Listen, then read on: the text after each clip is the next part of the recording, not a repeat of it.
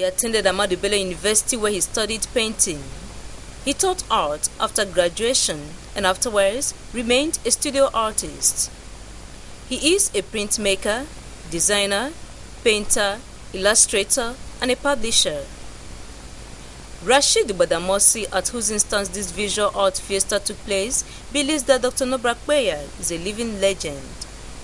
If you talk of Zarianists, there's this array of them, with Grillo, Professor Nobrakbeya, and he's gone beyond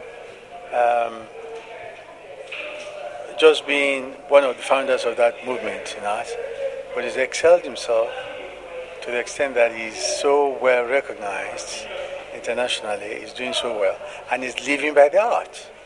And we believe that he holds himself up as an example of the direction of visual modern art in Nigeria. Also, at 77, it is our belief that it is not until when they are dead and gone that we'll begin to lionize them. We should sing their praises while they are alive. Delivering a lecture titled Bruce Onobrakbeya, The Legacy, Professor Dele Jegede, a lecturer in an American university, described the artist as a leopard in the Nigerian cornfield. It's a twist on the title of one of his very prominent prints, which he made, I think, early in the 60s. It's called A Leopard in the Cornfield. And it's become for me a metaphor for the prowess of Bruce Onobrakbeya as one of Nigeria's foraging artists, somebody who has placed the country on a map beyond what he himself probably may have expected. So a leopard in the cornfield is a metaphor for Bruce Onobrakbeya's very inimitable and powerful ways of mastering, of dominating the field, particularly in his area, which is printmaking. And that, in fact, becomes quite questionable. We cannot, I begin to, in fact, critique the notion of Bruce as a printmaker now, and that goes back to the idea of Bruce as a leopard in the cornfield, because it's gone beyond dealing with one medium and going into other areas. You look at, for example, the incorporation of elements from computer technology. One of the things that I found very fascinating is his ability to kind of traverse boundaries that individuals have erected much to our own disadvantage. And in the area of visuality, those boundaries have become very, very porous. He has kind of ruptured those boundaries. Bruce Onobrakbeya is regarded as Nigeria's topmost printmaker. He won a gold prize at a printmaking competition in France in 2005. In 2006, UNESCO named him a living human treasure. He is a member of the Federal Republic of Nigeria.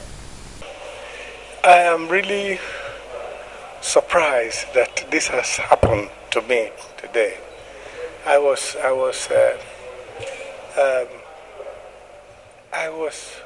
I couldn't believe my eyes, the number of people who came. So when they asked me, how did this come about? I said, well, it's because of Badamosi, not necessarily because of me, you know. So I feel very happy. I feel very honored. I feel very much privileged that this has happened. And if I knew that someday that the art we are doing will reach a level whereby so many people at one particular time will come round and look at your work and analyze it and appraise it, I probably would have worked harder than I have done in the past. Indeed, the art community has gathered to celebrate its own. But are we really doing enough for those who have contributed to the growth and development of this nation? I have a passion, and I want to share that passion with as many people as possible, especially those who are of like minds.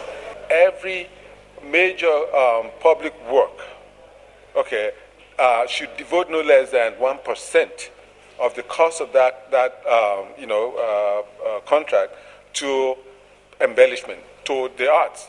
Imagine how much that really that have amounted to.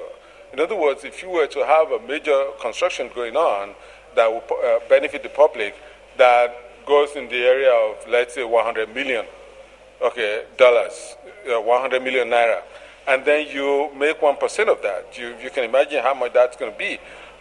But those are some of the things that the government can do. Also, by not having that avenue, and if it is in place, I would want that to in fact become actualized, okay? By not having that as an opportunity, we are actually stifling productivity, because there are people who would want to produce new ideas but cannot do it because they do not have the wherewithal.